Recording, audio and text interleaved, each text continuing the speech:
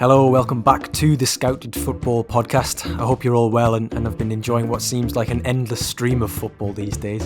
If you are footballed out though, then you're probably in the wrong place, but don't go tuning out just yet, as we've got a great guest once again and another in-depth episode from around the world of football, viewed as always through that under-23 lens. Today we are in Ukraine, home to Shakhtar Donetsk, Dynamo Kiev, Zorya Luhansk, the country Andriy Shevchenko currently manages, who will face the Netherlands, North Macedonia and Austria in this summer's European Championships.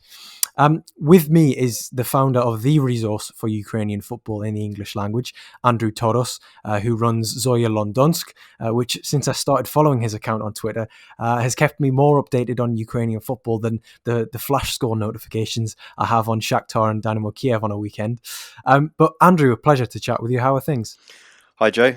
Thanks for inviting me. Looking forward to discussing, the youth of Ukrainian football. Yeah, absolutely. And I mean, there is a plethora of it. There's plenty to choose from. Just going through your account, a lot of the players that you've obviously been reporting on, they do happen to be 23 and under. And I think it's perhaps sometimes an area of particularly European football, which maybe doesn't have the focus on it that it perhaps should. And, there'll be reasons for that. We'll get into those. But in terms of the account, Zorya Londonsk, I mean, I might be pronouncing that incorrectly because it's a bit of a portmanteau, but I'm guessing that it's based on sort of your London background, but also to do with Zorya Luhansk, the actual Ukrainian Premier League team. Am I right?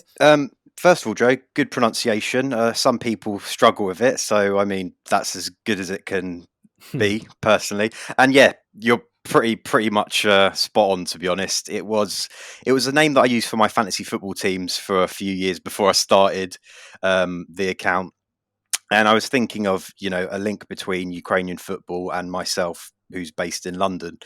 Zorya Luhansk, quite a well-known team. I don't support them, outright as as a fan or anything, but I just wanted to connect the two together. It's a bit more original than sort of a Dynamo London or something like that. Absolutely. I feel like a lot of people may have gone with as their go-to. But yeah, my next question was going to be: is Zorya your Ukrainian team? But no, it's interesting to see. Out of interest, do you have a Ukrainian team, or are you very super serious, very impartial Ukrainian football expert? Well, I mean, during my youth, I'd say I was quite a devout Dynamo Kiev fan. But I mean, since I started this, covering Ukrainian football week in, week out, I guess I've become more of a neutral as it's worn on in that basis, just to have that beady eye on everything and try not to be biased in certain occasions. Absolutely, yeah. I mean, it's probably quite a funny next question, but given that you've just talked about bias and the like, but who is currently your favorite active Ukrainian player? So, for I guess the whole of the 2010s, it was probably Andriy Yarmolenko. He's a hero of mine. I've had the chance to interview him in the past. Great guy. Probably the second best Ukrainian player ever behind Shevchenko. Maybe some debate about whether Serhiy Rebrov is involved in that conversation too. But I'd say over the past couple of seasons, because he's been playing really well and sort of impressing me, an up-and-coming player, not quite under 23 anymore, but Roman Yaremchuk, who's Ghent's centre forward at the moment in Belgium, and he's just having a great few years for both club and country. One thing I must say is that for myself, sort of living in the UK, my scope and my understanding of Ukrainian football doesn't sort of extend to the pronunciation, and I think that your pronunciation of Yarmolenko there is absolutely spot on. It's what you'd get sort of as if you were listening to the Ukrainian commentary on a local game. You know what I mean? So yeah, fair play with that. I won't be replicating that to the same degree. I think throughout this pod because just my brain is naturally probably not going to do that. But it's interesting that it's you're very particular in pronouncing them correctly. I think that's a great thing. I think we in England and in the UK sometimes we do maybe mispronounce foreign players' names because it's easier. But no, I quite like that. Cheers. Well, I mean, my background is Ukrainian, so I've got I can speak Ukrainian and it helps in that respect. Fantastic. Well, I suppose we should get right into it then. And first on the list is the champions, Shakhtar Donetsk, Yep. and it's very interesting from sort of from an under-23 perspective, because not only is the Portuguese contingent at Shakhtar a topic that we could discuss, but a lot of the under-23 players there. Who are playing first team roles, and rightly so, on merit. A lot of them are Portuguese speakers. The vast majority, I think, pretty much across the board, they're all Brazilian, apart from the ones who have become naturalized Ukrainians. There's Dodo, Ismaili, Vitao, Tyson, Marcos Antonio, Dentinho, Marlos, Tete, Alan Patrick, Maicon, Marquinhos Cipriano, Fernando, and Junior Moraes. Reeling off that list, that's pretty much almost a starting 11 you could make with that. What is the I mean, if it makes more sense to begin with the origins of Shakhtar, then please do. But what are the origins of this Lusophonic Portuguese speaking contingent? So I think it all began in around the early mid 2000s when Mircea Lucescu, the legendary Shakhtar manager, took charge, and under his sort of tutelage, the club decided to start scouting quite heavily in Brazil. So they've got their own sort of vast scouting network over there, and have done for many years. Hence how they bring in all these sort of young players, and have had, some of the best of the crop Brazilians that have gone on to play in the Premier League, the Bundesliga, and elsewhere. So since then, they've continued in that vein. When Lucescu left in the mid 2010s, they brought in Paulo Fonseca, a Portuguese manager, and currently the manager is Luis Castro, who's another Portuguese manager. So it's all sort of catered to the fact that half the team is Brazilian and then the other half is Ukrainian. And I guess, it sort of varies. From the start, it was usually sort of Brazilian attackers, flair players, and like a stringent sort of Ukrainian defense. But now it's just a bit more fluid, where you get players all across the park, just interchangeable in those positions. And as those players that you've already mentioned as well, they're all over the pitch as well. Yeah, and I think it's right to mention that the without those players, I don't think that Shakhtar would have had the dominance that they've had on Ukrainian football over the past decade or so. You only need to look at some of the names that have come through, the Luis Adrianos, the Fernandinho, who's obviously a now Manchester City legend. He's also a Shakhtar legend. I might be pushing the boat out a little bit there, but I think he's probably one of the more reputable players in the club's history. Willian was obviously at Shakhtar for a little while during his younger years. These players have sort of cut their teeth as in their developmental early 20s before going on to play in more major European leagues, but have shown that they can do it in the Europa League and Champions League with Shakhtar. I was reading a stat the other day, which was something along the lines of, every season of the past 10, 15 years, Shakhtar have reached the knockout phase of either the Champions League or the Europa League or the UEFA Cup or whatever it was back in the day, on sort of the last 10 or 12 seasons out of 15. How do you, from a league like Ukraine, where sort of the disparity between the top teams and the bottom teams is so stark, how does a team like that, while sort of integrating a half Ukrainian, half Brazilian team, how do they retain sort of that effectiveness in European competition? I guess up until 2013-14 season, the Ukrainian league was actually quite strong. They still had the other regular European entrants such as Metalist, Kharkiv, Dnipro, who've since folded. And I guess since around 2015, when those sides sort of faded away and Ukraine's European representation has pended on just Shakhtar and Dynamo, it's become just more of the churning out machine of continuing with playing with a lot of Brazilians who provide usually the goals, whereas the Ukrainians in the squad provide a bit more organisation, either through veterans such as Pyatov, Stepanenko, and that sort of stuff. However, I guess maybe most prominently this season, their squad is very aged in the sort of top experienced senior players, and it sort of looks like it's coming to the end for a lot of those players, like such as Marlos, Junior Marias, Tyson, ones that have been sort of stalwarts and have helped the club get through those European knockout stages year on year. It looks like their sort of time is waning, and it's not really helping. Hence, why they're sort of struggling domestically this season. On that topic, the sort of a changing of the guard, essentially, the older players sort of topping out and the younger ones coming through. Clearly, there is obviously a Brazilian contingent coming through as well. You have Dodo, Vital, Marcos Antonio, Tete, Maicon, Marquinhos, Cipriano, and Fernando. They're all 23 and under. There's a bedrock of young talent there at Shakhtar. The two that I really want to focus on are sort of two scouted sweethearts, really, because we've seen that we've sort of tracked their progress for quite a while.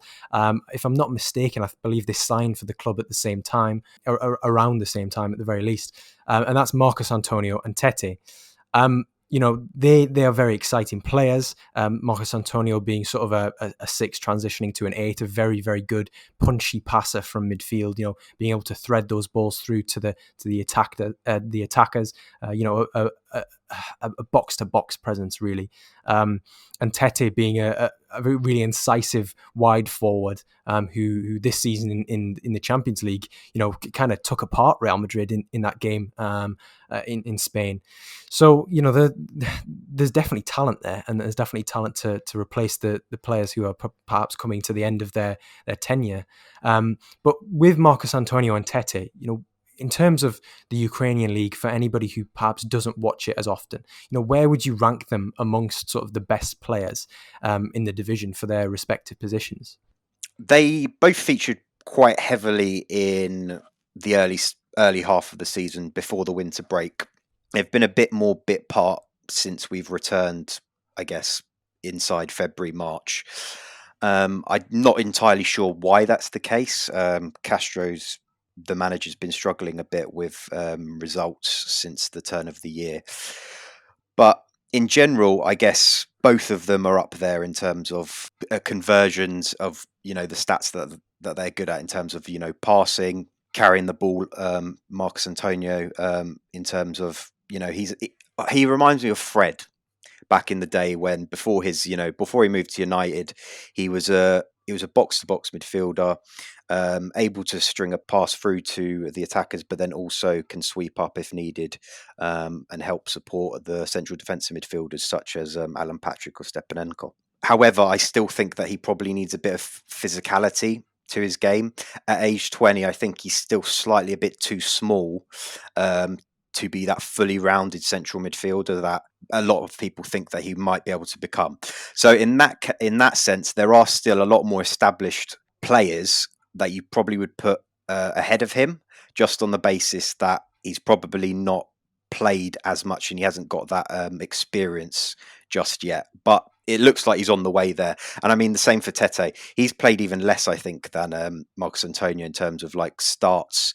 However, whenever he does play, he always somehow is able to find a goal for himself, has some sort of key contribution, and very impressive from what we've seen. I just don't really understand what is required more from him for Castro to play him over the likes of the aging Marlos and Tyson, who look like they're slightly a bit losing their breath when playing full 90 minutes, etc. Yeah, I mean, they are the two players that we've sort of really focused on, sort of whenever we've watched Shakhtar, and there've been other players who've obviously stood out, but perhaps not to the same extent. And I think the takeaway that we've always had, that I've always had with those two, is that if they were playing sort of 3,000 minutes a season, then we'd be talking about some of the sort of the hottest property in Eastern Europe, really. And to be honest, they probably already are. They probably still are, regardless of that, because of the intrigue around having it being a Brazilian in Ukraine and that sort of thing. But I think with Marcus Antonio and Tete, I think their ceilings are perhaps higher than the Ukrainian Premier League. Yeah, no, I'd say so for sure. I just guess what's required for them to get to reach the heights of some of their compatriots in the past, Willian, Fernandinho, Fred, etc., to move to those bigger sides, I still need to establish themselves in the starting 11 at Shakhtar. Mm. Because, I mean, I know Tete's been linked with a couple of bigger clubs like Bayern and elsewhere, but I mean, whilst they've shown definitely that they can play in the Champions League and have had good performances, and I guess that's sort of the litmus test.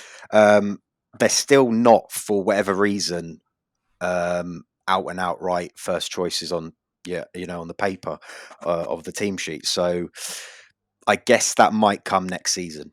Yeah, and it's all about having that pathway to begin with, and obviously this gradual easing into the team, and they are playing more minutes than they were playing when they first arrived.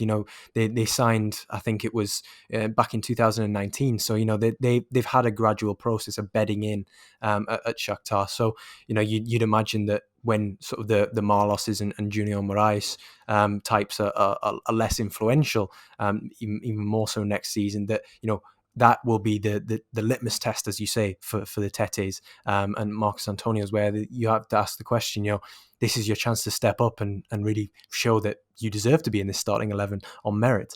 But I've got high hopes, certainly. But there's another player in Shakhtar's team who isn't Brazilian, funnily enough, but he's Israeli, and it's Manos Solomon. Who really, really excited me sort of in those Champions League group games and towards the back end of last season in that Europa League run. Yeah. He was excellent in a few of those games. And for me, I think it kind of caught me by surprise because I just assumed that every great attacking player at Shakhtar was Brazilian in some way. So doing sort of looking on Transfermarkt and who scored and the like, looking him up and seeing it. Oh, actually, no, hold on. He's an Israeli international. Was quite a surprise. He's. I mean, does he sort of buck the trend, or does he have some sort of roots to Ukraine? No, it's definitely a buck the trend, I think. Apparently, he was being linked or very close to signing for Man City before he joined Shakhtar. So somehow they pipped him, I guess, with their sort of reputation for developing youth and, giving players such as of his caliber game time and, the sort of lure of Champions League football, Europa League football on a consistent basis too, which is, I think, ultimately what brought him there. But yeah, I mean, he's being linked elsewhere now, so we'll see. Yeah, and the defining attribute of Solomon's, I think you'd be in agreement here, that is his dribbling. He's just such a great ball carrier. He can go past players, has that low center of gravity, loves sort of tucking in and taking it past players. Where do you think he could perhaps improve, though? If he was going to be as consistent as some of his European performances, would it be another case of just playing more minutes? You think, or is it a case of he's, I don't know, he's just lacking something? No, I definitely think. Well, first of all, playing more minutes would be a positive for sure. Despite the fact that he's being linked with these big clubs such as Arsenal, Leeds, and elsewhere.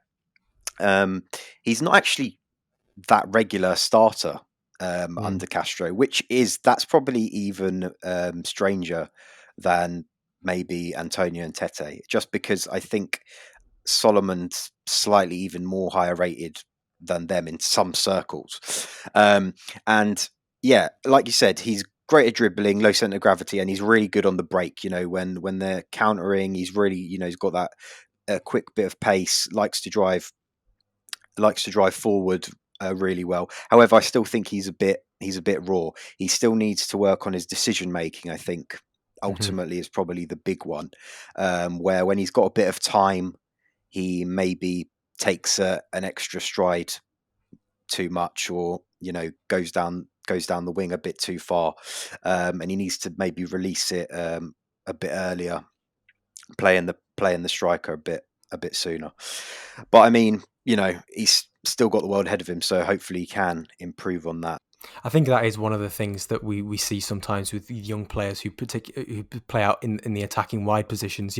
Decision making will be the make or break for them. Sometimes it just takes that extra time on the pitch for that to click, and with practice comes perfection, essentially. So perhaps that can be one area where he improves.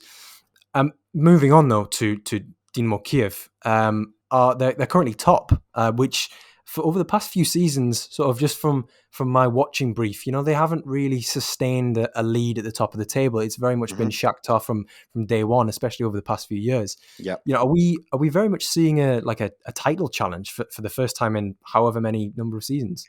Absolutely. So remember I mentioned Mircea Lucescu earlier, the legendary Yes. Shakhtar manager.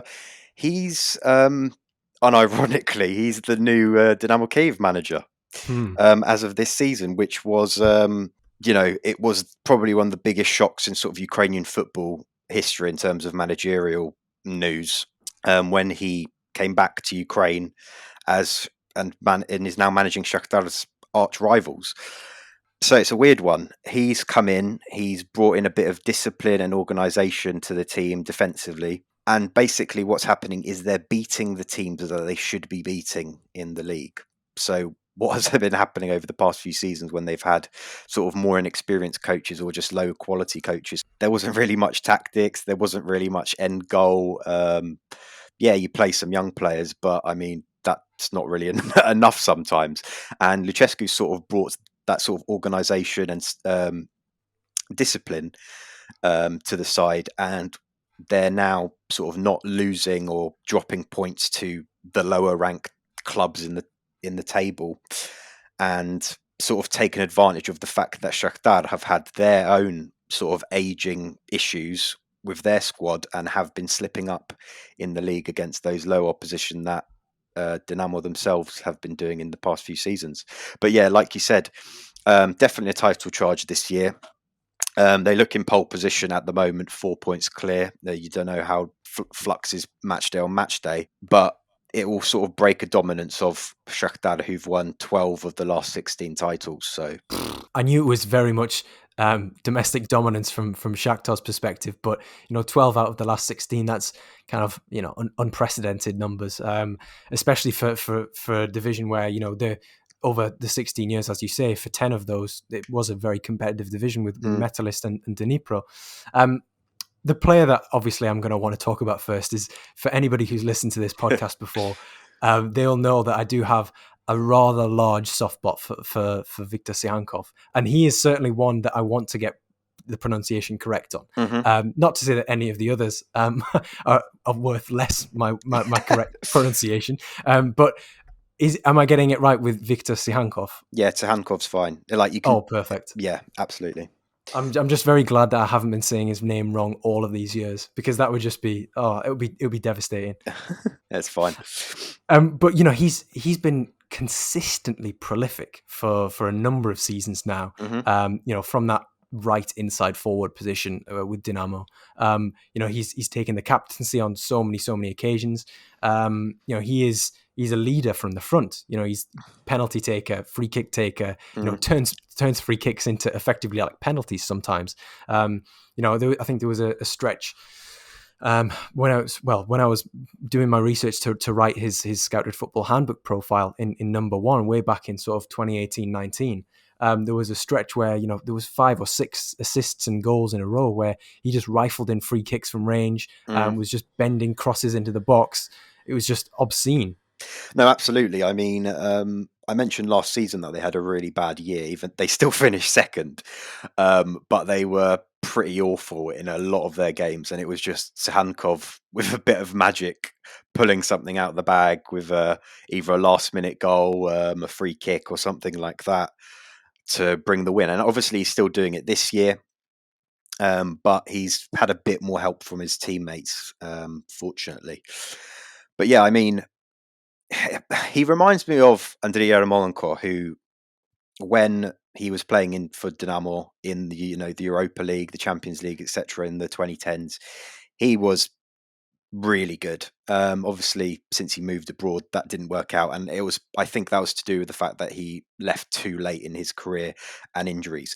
But I mean, Yeah, Tsahankov is basically like Yarmolenko, but without as much flair. Like he doesn't do step overs or Rabonas or anything like that.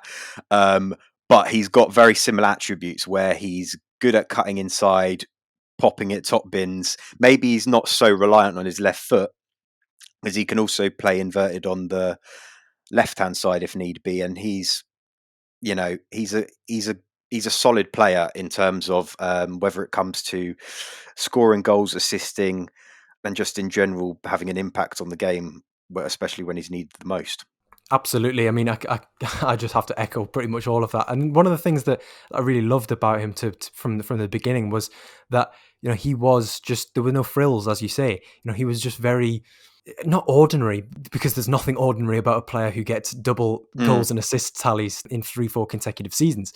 But you know, there was Zihankov has a pretty much across the board just great attributes in pretty much every department. You know, I feel like at times, you know, he's pulled Dinamo through some really tough games. Yeah. Through his own just ability to just get the ball, get it into the box, and either you know, playing those 1-2s on the edge of the area. I love those where sort of he'll play with. I think it was, you know, when the last time I was watching, it's probably Benjamin Verbic, but Yeah. you know, playing those 1-2s and just sneaking in and always finding that room and that crisp finish was just. Yeah, it was emblematic of a player that, you know, should be playing at that higher level, which sort of takes me on to the next point, which is, you know, he's 23 going on 24 now, and you were mentioning about obviously Yarmolenko there, and for me, I've sort of been pining after a Siankov move for quite a while, because I just think I think, you know, the rest of the world needs to wake up to him. Absolutely. But you know, would you say it's probably safe to assume it's his final year in Ukraine? You'd hope so. I myself have also been, you know, calling for him to leave for you know, at least a couple of seasons now. I think last summer would have probably been the prime time. This year will be fine, obviously after the Euros, but it's definitely time for him to make the bigger step up and not repeat the mistakes of you know, predecessors such as Yarmolenko and Konoplyanka, who's left, I guess, slightly too late in their careers, where they couldn't really develop too much more, you know, under the tutelage of maybe a more experienced and more tactically astute manager or something like that.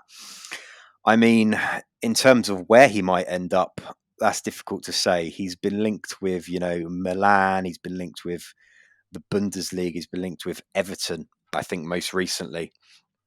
I mean, I think he would probably need to go to a side to a similar caliber of Everton, where it's like, you know, they're not title challengers really consistently, but they are one of those teams that are still going to have a big impact on the league, will take it to the bigger sides, and it will give him a chance to make a name for himself.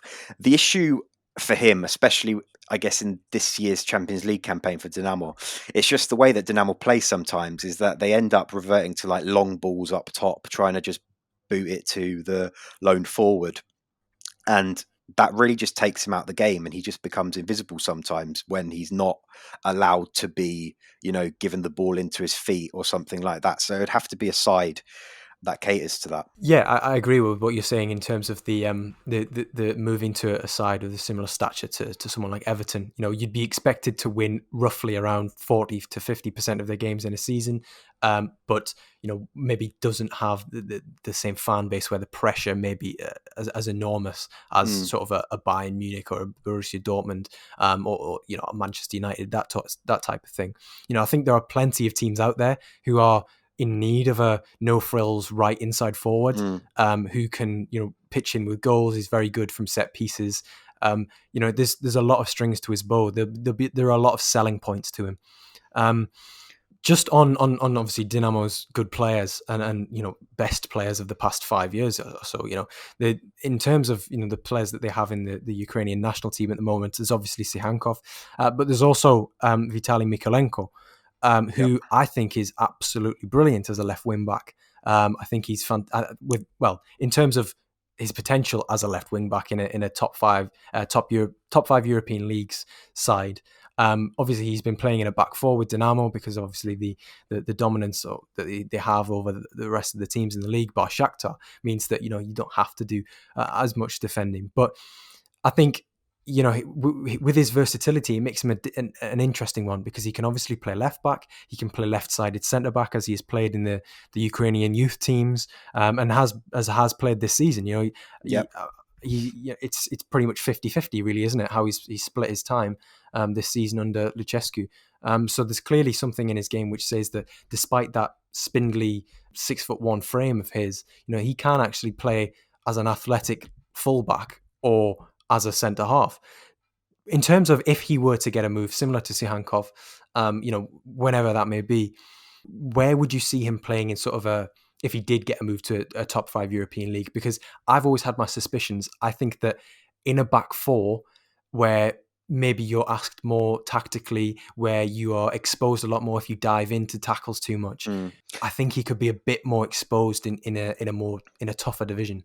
I guess there is that risk, but I guess his sort of biggest games that he's had, especially at left back, have been in for Ukraine, like the actual senior national team. I went and watched him play against Portugal in a 0-0 draw at the start of 2019, and he basically pocketed Ronaldo that night. Obviously, Cristiano Ronaldo is not who he once was, but I mean, still, it was one of those games where it was like a sort of career-defining moment where it's like, oh, this is a watershed. This guy's going to be big. And I think that the best place for him to go to would be Serie A to start off with, because obviously a sort of an experienced coach might be able to sort of help him with that fullback duality of playing in defence and in attack at the same time. As you've said, he's played in centre-back a number of occasions. That's definitely not his first choice position. It's just if required, if there's injuries or something like that. But he's great at crossing. He's up and down that left-hand side consistently, heaps of energy and pace. And I think he's, I think he's got what it takes. I just think he just needs a bit more, probably more consistent playing time against better, wide men, and maybe that might help him in terms of his experience with those defensive frailties. Yeah, I think that's the case. When you have seen him up against better players, I actually remember watching that Ukraine-Portugal game back when I was because Mykolenko, funnily enough, was another player that I profiled last summer, and I'd been sort of fighting for him for quite a while. But what I really liked about him was that if Ronaldo tried to drag him into a more isolated position in sort of these lateral spaces, which sometimes fullbacks are not great at covering, fullbacks who can play in central defence maybe aren't as comfortable when they're more isolated. I thought he held up really well in that regard, and I think that's something which will always stand him in good stead. Again, if you're a team who want to buy a left back who is effectively, with good coaching, as you say, I think that's very important, the coaching element, but someone who has the potential to be a very, very effective two-way presence at fullback, which, as we know, the position on the pitch is becoming more and more important nowadays.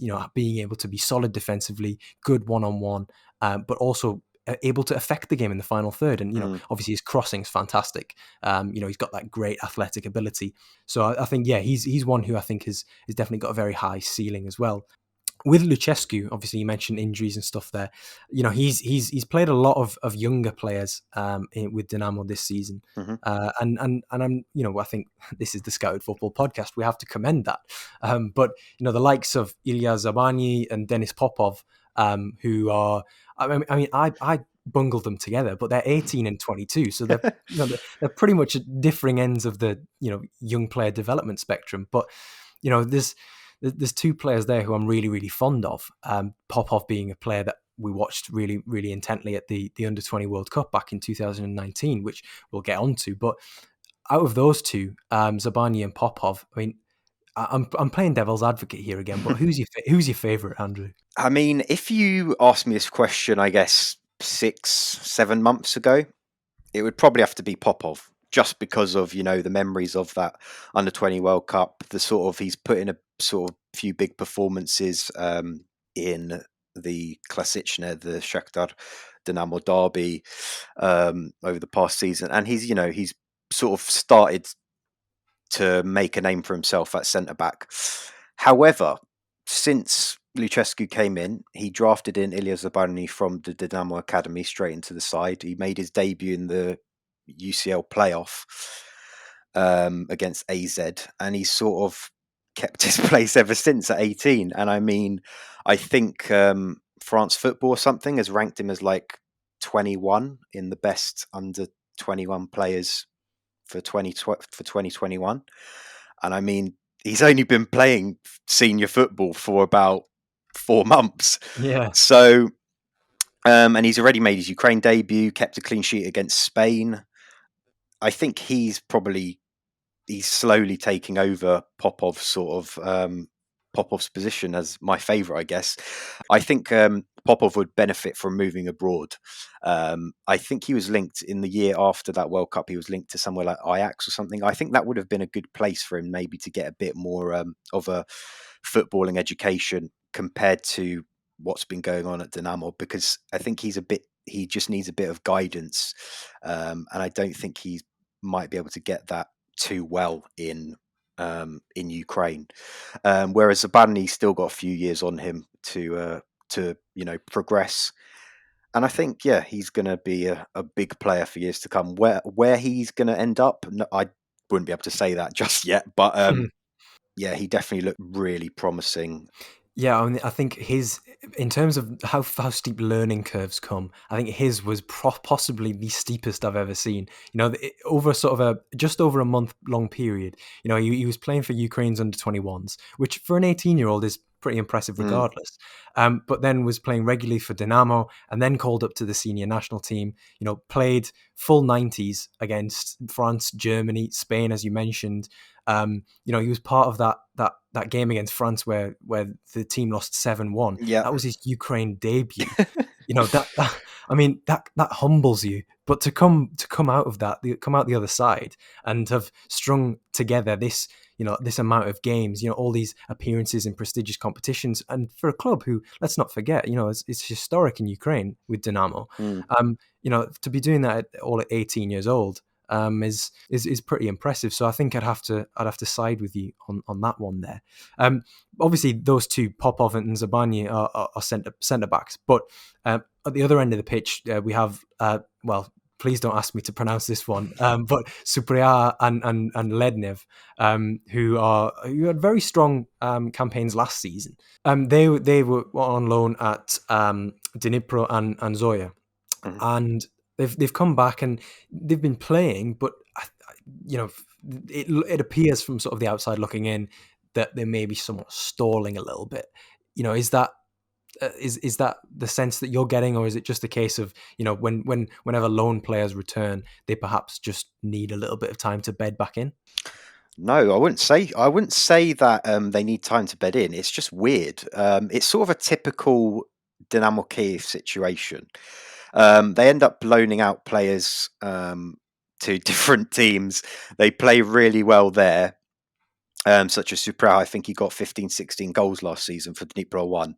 Okay, they were in the lower half of the table and were playing against relatively easy sides. But, Supriya was in emphatic form. Bohdan Lednev was one of Zorya's best players. He was scoring free kicks for fun. He was like, the Ukrainian David Beckham, whatever. But yeah, and then they came back to Dynamo, and it looks like Lucescu doesn't really favour them too much, on the basis that Supriya started, I think, the first few matches for Lucescu as a centre forward. Now he played in the Champions League sort of qualifiers, and then essentially he's just stopped scoring goals. It was really weird. It looks like he's completely drained his confidence. He was like missing sitters, and he's not scored since September. And he has had a fair few opportunities since. So that was really worrying, especially since, as throughout the summer last year, Bologna were persistently after Supraja. They were offering him They were offering Dinamo 10 million euros for him, but as is the case with Dinamo Kiev owner, and the reason behind like why a lot of players don't end up moving or anything like that for delayed periods of time. The owner wanted 15 million or up to 20, and I mean, for a player like Subraja who's completely unproven, really at a top level, that's sort of a bit of a joke, if you know what I mean. Yeah. And Yeah. the sad irony of it is that he's dropped off so much this season. When if he was maybe playing in Serie A, even if he wasn't playing regularly, that would have probably been more beneficial to him. But yeah, Lednev the same. He's a bit old, obviously, but he's just not been given consistent opportunities. He always comes on as a sub, maybe last 5 minutes of games or something like that. And that's not really much time to show To do anything. much, especially when you're either already winning or you're got a mountain to climb. So it's difficult to say. And I mean, it's a typical case of Dynamo Kyiv, I guess, and even Shakhtar with the Ukrainian talent. They like to combine, hoard a load of players together. Don't really let them free unless they are loaned out to, for example, Shakhtar's feeder club in the UPL is Mariupol. They send a load of their under-23 players there. And then Dinamo loan out to either Zoria a bit, they loan out to Desna and some other sides. But I mean, that's not really good enough if you want to be a top player. You need to be going elsewhere, either signing somewhere else and I think that option is sometimes just not allowed, either through agents or through the club structure, which is a shame. Yeah, I think reading around the subject, I feel like I kind of got that impression. That the top clubs obviously want to hoard that talent because they never know when they're going to stumble across one who's going to be worth, as you say, 10 million pounds, 10 million euros, because that's going to fund that club for a long time. It's going to perhaps bail out a season where you don't get as far in European competition as you might be expected. So yeah, it's a bit of an issue, and it's a sad one. But I think, especially with Supra, there's time on his side. Yeah, and I think. I mean, I say I think I'm not. I don't have any insider knowledge here, but I'd hope that that clubs, Bologna's, for example, Bologna, who do very, very good scouting. They're very diverse. They clearly know what they're looking for, and he is definitely a player. I hope that clubs like that are still sort of in the market for a player like that, because, as you say, his market value will have dropped. So there's a potential to pick up a player perhaps for cheaper, and make the Dynamo hierarchy look a bit foolish that they didn't take that 10 million when they could have. Absolutely. Moving on, of course, I think it's prudent that we discuss the under-20 World Cup winning side, obviously, who beat South Korea in the 2019 World Cup final at an under-20 level. Yeah. That was a team which had the likes of Georgi Sitiaishvili, Sergei Buletsa, Supriaha, we've just talked about, Valery Bondar, Andriy Lunin, all of those players who were excellent at that tournament. And Ukraine really were deserved winners. I was kind of rooting for South Korea at that time, but has to be said, on reflection, I think they were the best side, and they deserved it, because South Korea were really good at sort of keeping teams at bay, and Ukraine then put 3 past them in the final. So you can't really argue with that. But on a where are they now basis, it's been pretty much 2 years since that tournament, and you'd be expecting those players who starred at that tournament to be really ramping up, knocking on the door of their respective clubs, the first team starting 11s and stuff like that.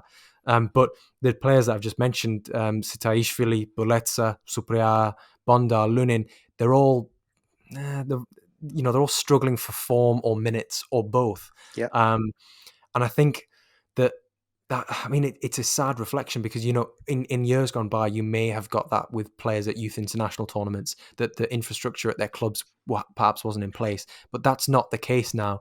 These players who are excelling at youth international tournaments, there's a reason for that, and that's because they've been conditioned to be the best.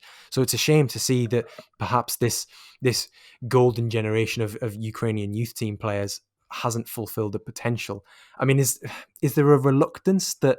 I mean, it's probably playing on that fact, the Lednev and Supraha fact that the top teams, like to hold these players. And I mean, just looking down that squad list at the Under-20 World Cup, there were pretty much half the squad was either Shakhtar or Dinamo. Mm-hmm. So naturally, there's not going to be a place in the team for every single one of those players. So naturally, a few of them will stall.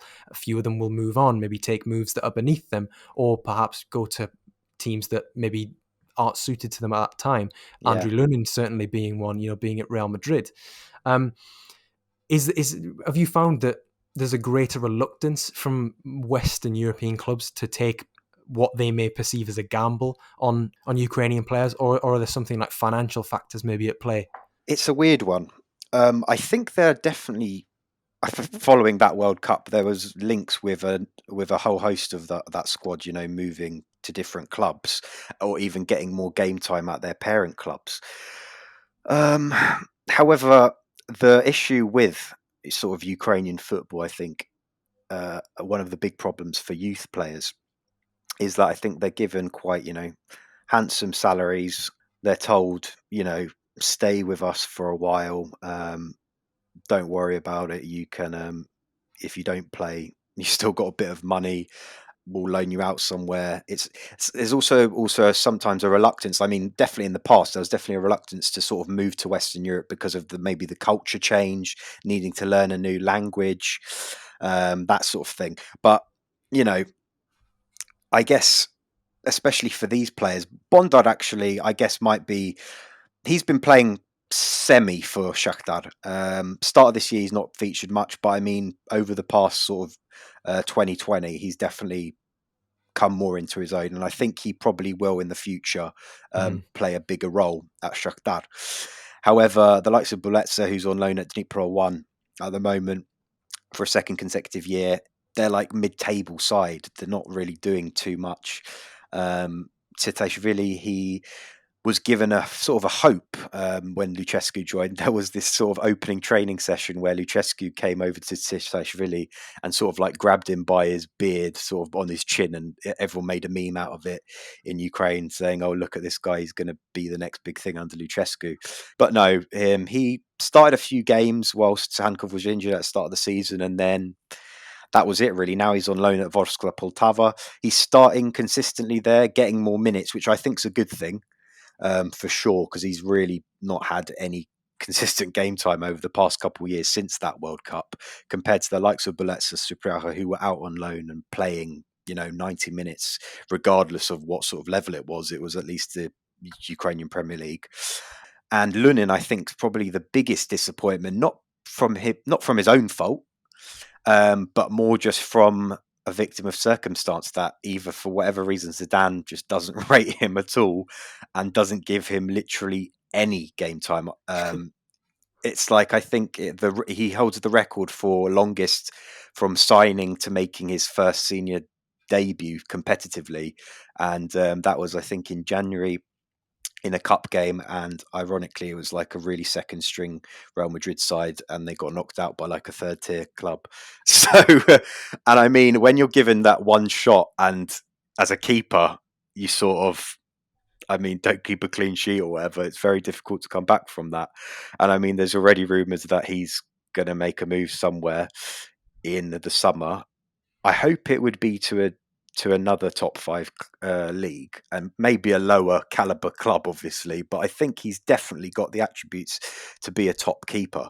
It's just that he needs a bit of consistent game time. I mean, when you're playing once every, I don't know, 6 months or something, it's very difficult to have consistency as a keeper, in my opinion, just because you don't have the regularity of, facing shots. Like, it's all good playing in training or whatever, and then what happens is when you actually are playing, you try and be the hero. Like Lunin was given a rare start for Ukraine again, a Poland friendly last autumn, and he rushed out like about 40 yards outside the box for a clearance, mucked up the kick, and Piontek scored from like 50 yards out.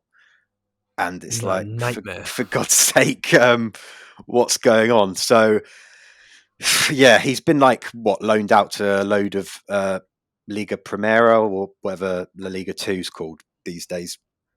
But I mean, I think he needs to be playing some top flight football somewhere, and hopefully he can get that come the summer. But it's a shame, I guess, for all of those players how they've ended up. Yeah, I mean, Lunin was obviously, he won the Golden Glove at that tournament, and I mean, there's been some prestigious winners of that in the past. But yeah, I think it's again victim of circumstance. Thibaut Courtois is 28 years old. Yeah, Andre Lunin is pretty much going to sit on that bench for as long as his contract is there, unless he is, by some way, a miracle, gets into that team, or he leaves, essentially. So I think that's the only option. I've just remembered, I don't know how this passed me by, but Subria, one of the points I was going to make was that last season when he was with Dnipro 1, he scored a hat-trick off the bench against Dinamo, didn't he? yes.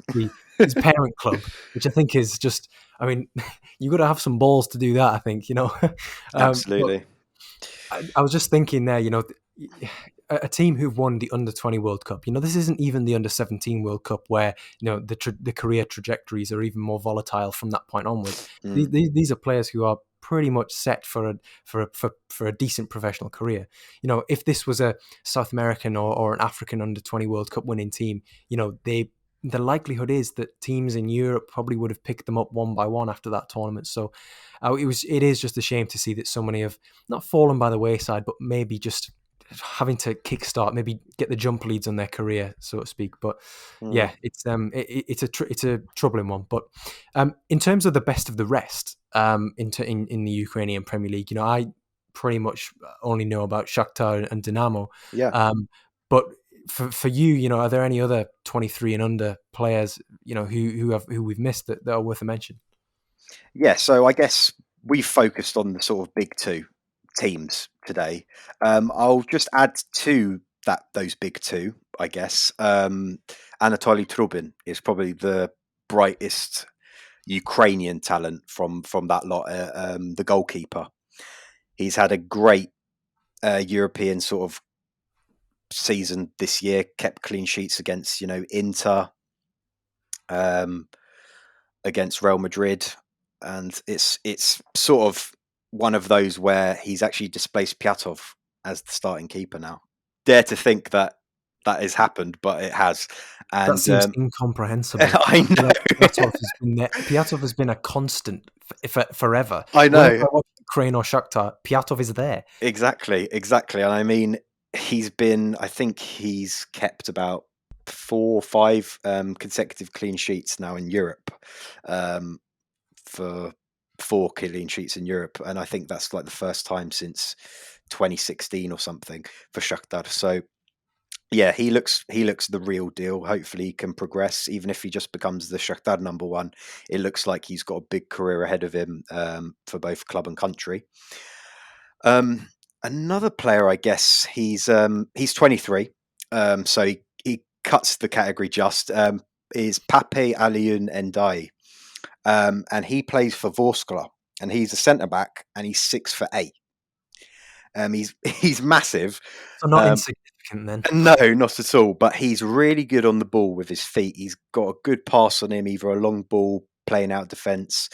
And he's recently been linked with the likes of West Ham, Braga, and that sort of stuff. And his contract's is expiring this summer, so I'm hoping that he's going to make some sort of big move coming up. But he's really impressed at Vorskla.